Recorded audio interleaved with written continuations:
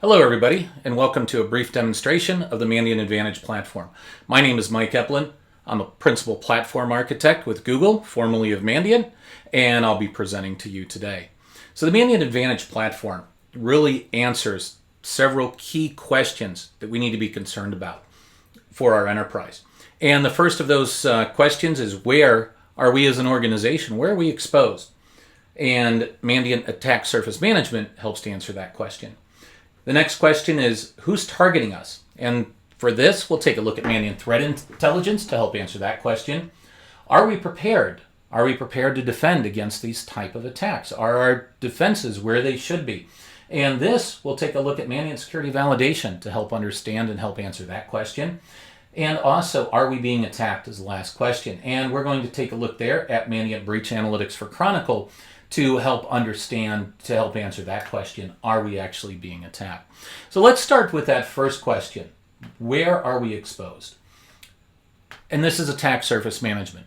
So attack surface management, as you know, it discovers devices on your network, looking at it from the outside, really understanding what does your enterprise look like through the eyes of a hacker, through the eyes of one of your adversaries.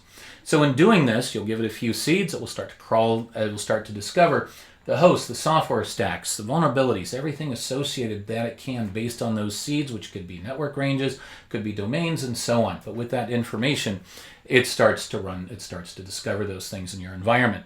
Now, when we're looking right here at the dashboard, we're simply seeing things like the issues based on severity and how many issues they are, how many issues they are over time, and the different severity of those issues. We can see some of the most recent issues. We see new technologies, host by country, and issues by status right after that. Let's go ahead and focus in on the issues. These are really the findings from attack surface management. Now I'm going to focus first on the confirmed issues for the purposes of our discussion. You'll see something right below this on the left-hand side where it's a potential confidence, and those are what we call inferred vulnerabilities, and we'll dive into that topic at a later time, or inferred issues, I should say.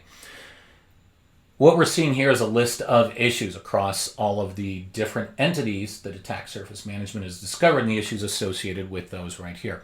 So let's just simply take a look at this first issue right here. So it's an Apache HTTP server-side request forgery. And this is also an issue this is a CVE 2021-40438. We can see that this was last seen 5 days ago, and this was first seen about 16 days ago. I'm going to go ahead and just click into the issue. We're not losing any information, but we click in. So we've got a few tabs, and we're focused directly in on this issue. First of all, this is an issue for this affected entity right here. So 162, 209, 66, 227 in particular. This is on port 443. Again, right here, this issue is a critical priority, and it is open, and it is a confirmed issue. So we've got the last and the first seen dates right here. The collection, so where was this actually found? Well, this is in my Acme Rackspace network ranges right here. Affected technologies, looks like we've got an HTTP server, a web server, we've got a CentOS web panel, and an Elastic load balancer. Now into this, and then attack surface management gives you description, references for more information about this particular issue and the vulnerabilities associated with it, but also giving the proof. How was this actually discovered? So we can actually see that entire proof of exactly what was discovered, and tells us right here, the instance was identified vulnerable. As a response, return the contents of www.example.com, thus indicating that the server successfully forwarded that request. And then also the raw JSON associated with it. So now we understand what this issue is, and we understand why we're vulnerable, and what entities are actually, the relationship to that with this entity. Now, we see a little over here on the side, we see threat intelligence. So I'm going to come back to that in just a second, because there's just a couple other pieces that I want to dive in and show you really quick, but we're going to come right back to that issue. Right now I want to click on this affected entity right here. This takes us into, you can see we shifted in the top of the entities. Now the entities, these are the different systems, different endpoints and servers and so on in your environment that attack surface management is found during its discovery process. So these are all the details about it: the network name or Rackspace hosting, the HTTP response information, the SOSMIS cloud, the response headers. scripts and so on. We've got the raw JSON for this entire, for the discovery of this and what was all found on it. Everything, technologies associated with that. We can see that this is an Apache server on here. The checks that are actually run on this entity. So these are different checks that are run across here. So we can see that we're checking for things like server-side request forgery, server path traversals and bypasses, URI brute focus content, and so on. And then also the discovery context. So the discovery context actually tells us exactly how this system was found. So the system was, attack surface management was initially given a seed. And that seed was this particular CIDR right here, 104.239.128.0/19. So that network. So then it tells us exactly what happened. The entity was created when the following tasks were run. So it searched it, a quick search of a DN, enriched it with a DNS record, ran a port scan, ran a Lambda port scan, and then created that particular entity. And we see a graphical representation of that. Now, I mentioned we're going to go back to the issue because I want to highlight threat intelligence. So threat intelligence helps us to understand and answer that question, who's targeting us as an organization? Well, notice here, this particular issue has a CVE associated with it, and we can see right over here to the right-hand side that this has a score of 7.5 in Mandiant Threat Intel. So let's dive in Mandiant Threat Intel and let's see if we can figure out who's targeting us right here.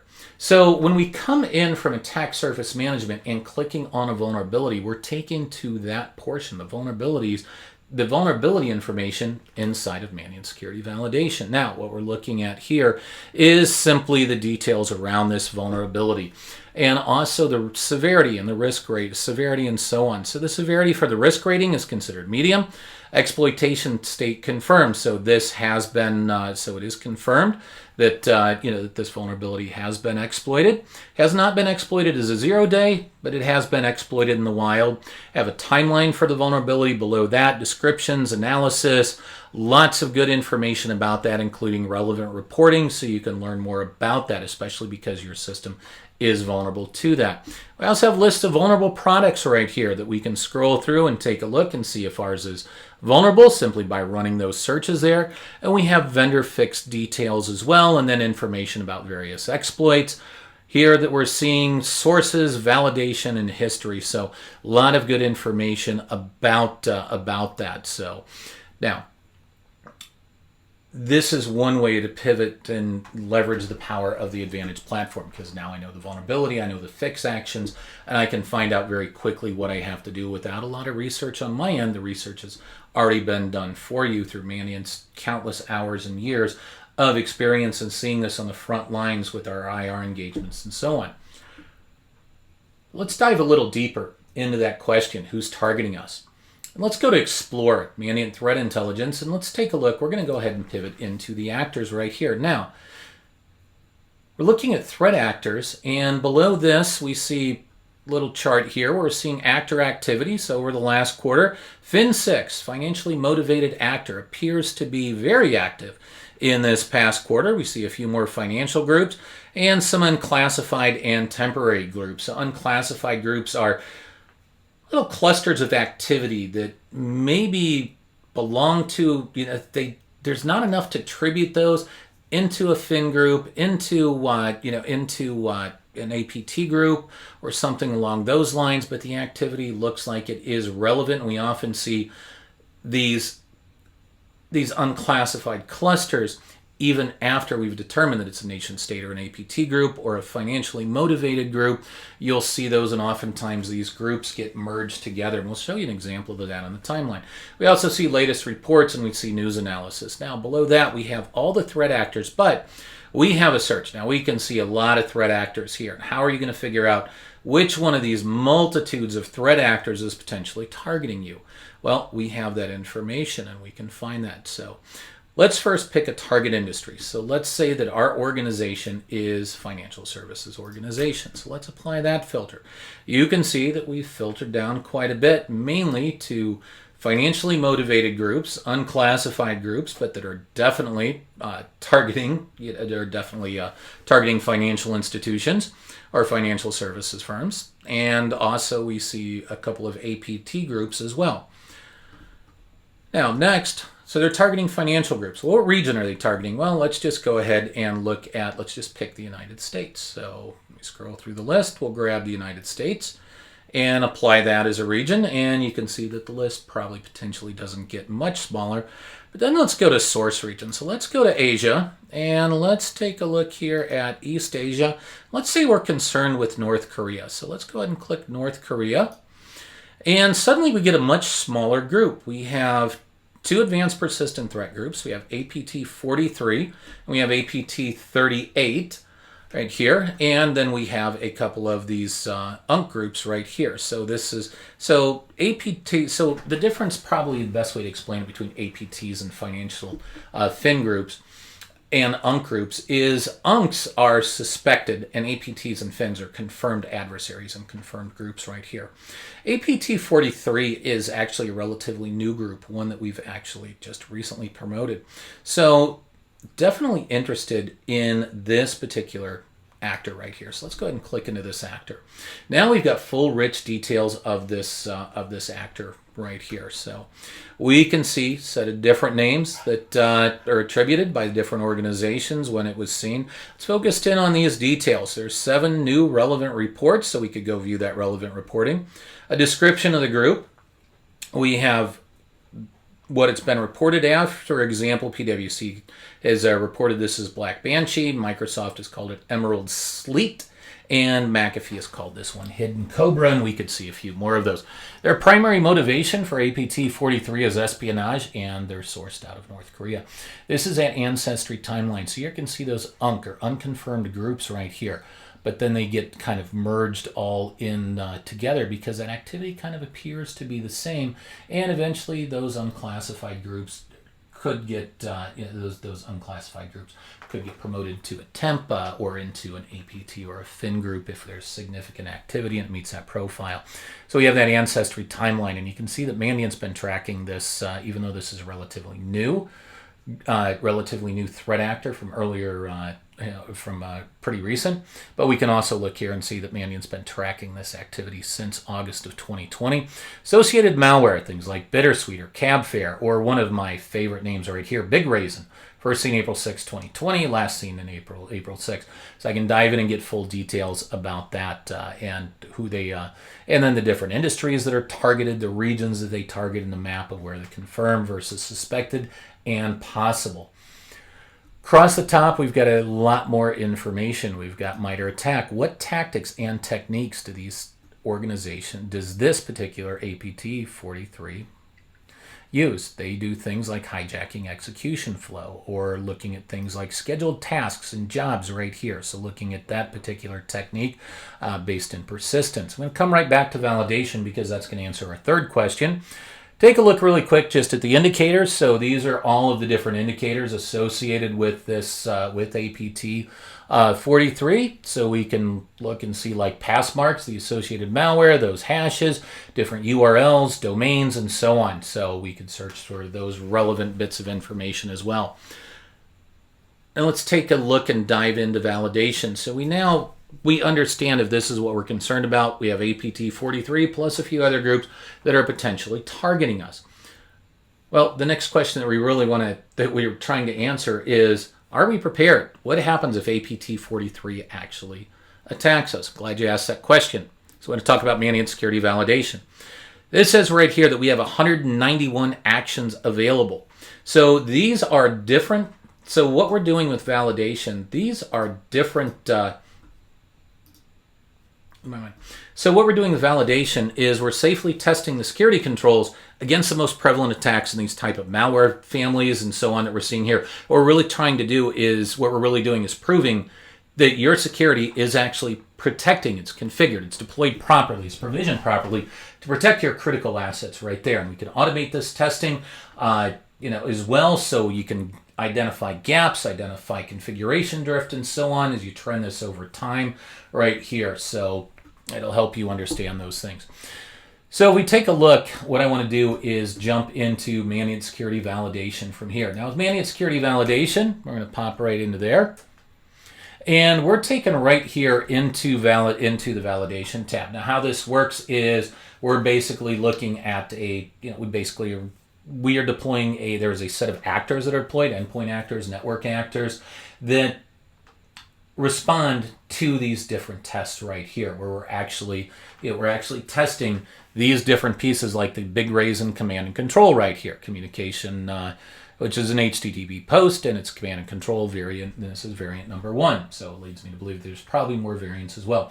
We're actually going to run this on different actors. Now we have endpoint actors. An endpoint actor is simply an endpoint. Typically in your environment, it's going to be a virtual machine with your gold image, including your endpoint EDR controls, deployed exactly like you would deploy that system to one of your into your environment.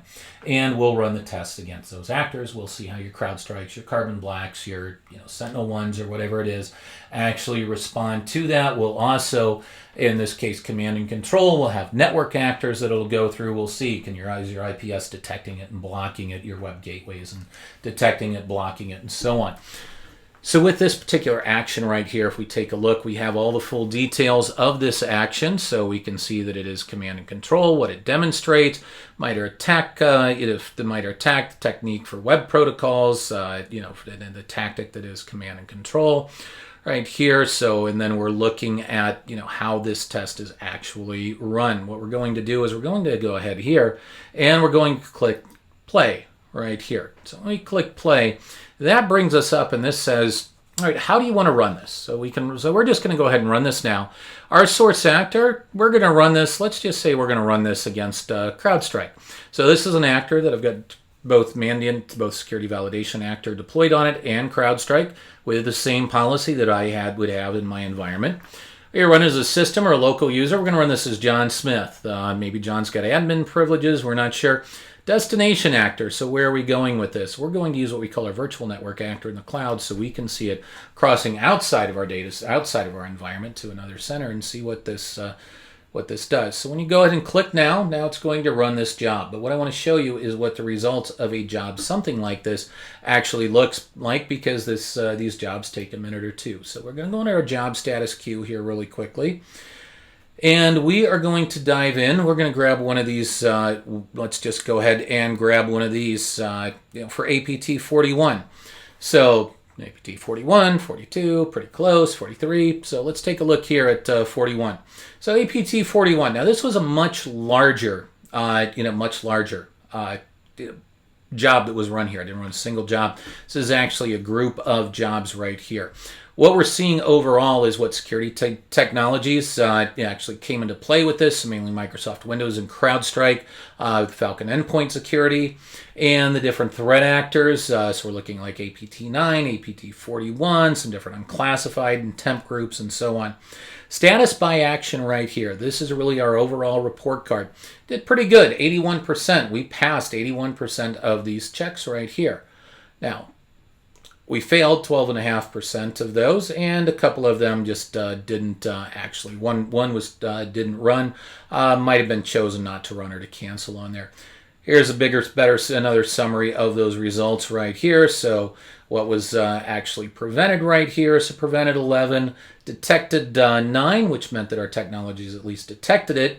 2 of them were actually alerted on, and then the aforementioned missed 2 of those.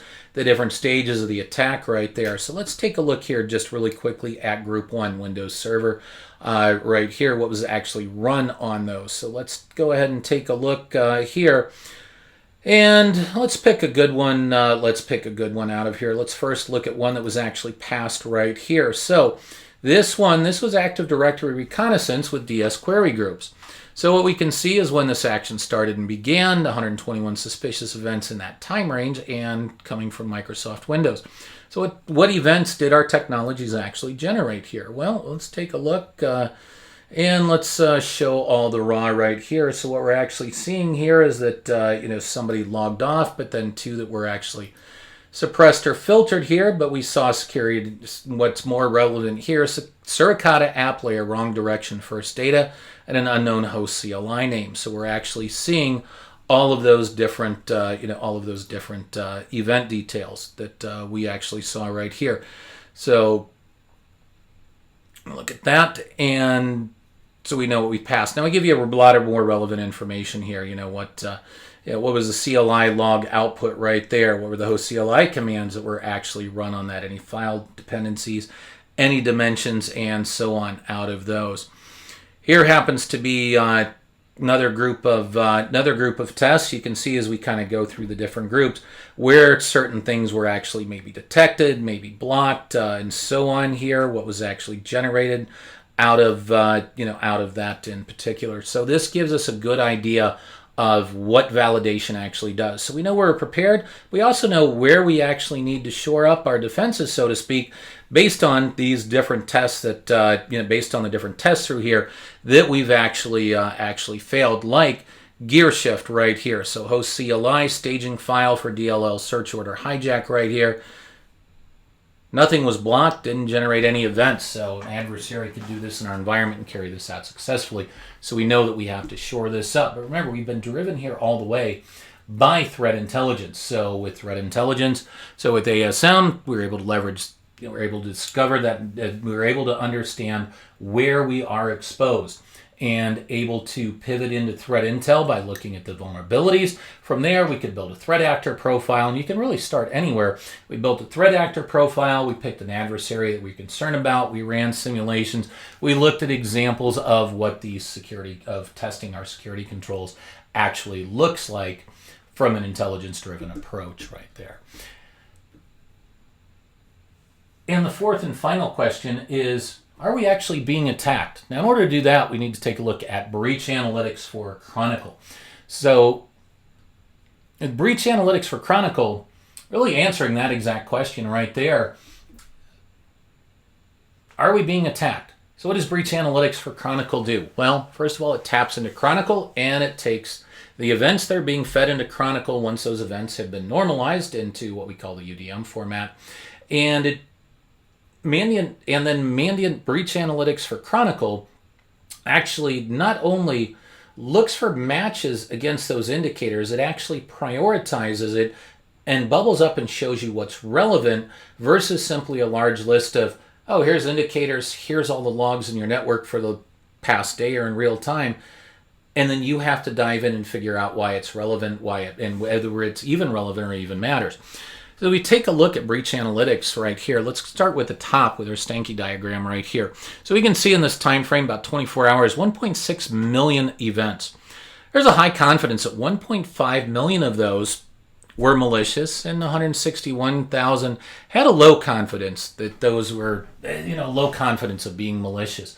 So those, we can see if we follow that chart, that line across, were actually deprioritized.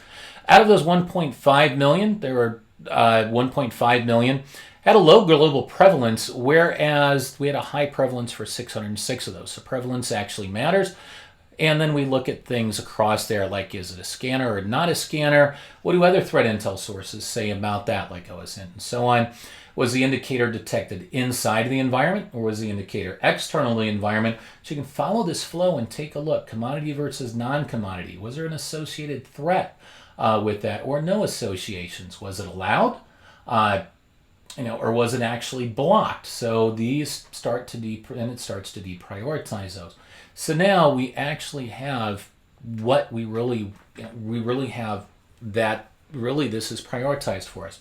We look below, we can see a list of those IOCs and what has actually been going on in the environment.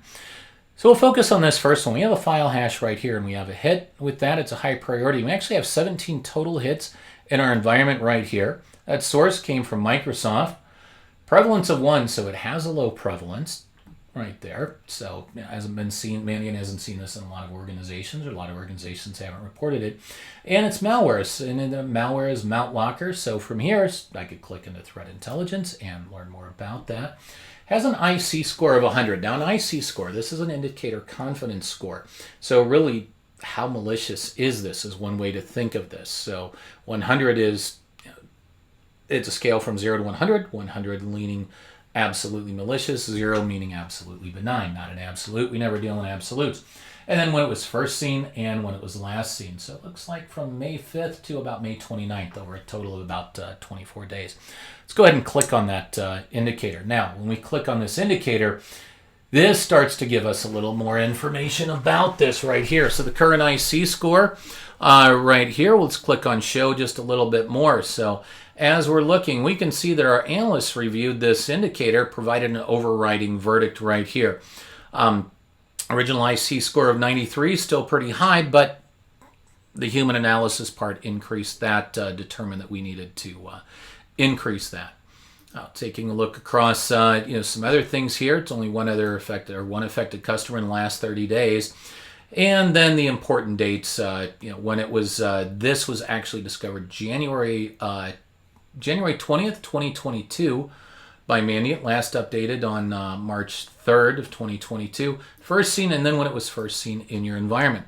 Below this, we have each one of the IOC matching events right here. So we can see that this is a particular desktop right here. User ID is system. We know the high priority. Let's go ahead and click on the timestamp. So these are all of our 17 total events. Now we bring this up, we're not only going to be able to see the event, but also get that explanation, that rationalization of why this was prioritized as high. And that's one of the great things that it actually walks us through that.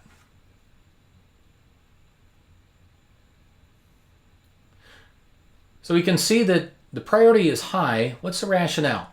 Well, the rationale, the indicator is not commonly observed by Mandiant. Remember, we'd see a lot of these things on that sticky diagram. Indicator was sourced outside of incident response.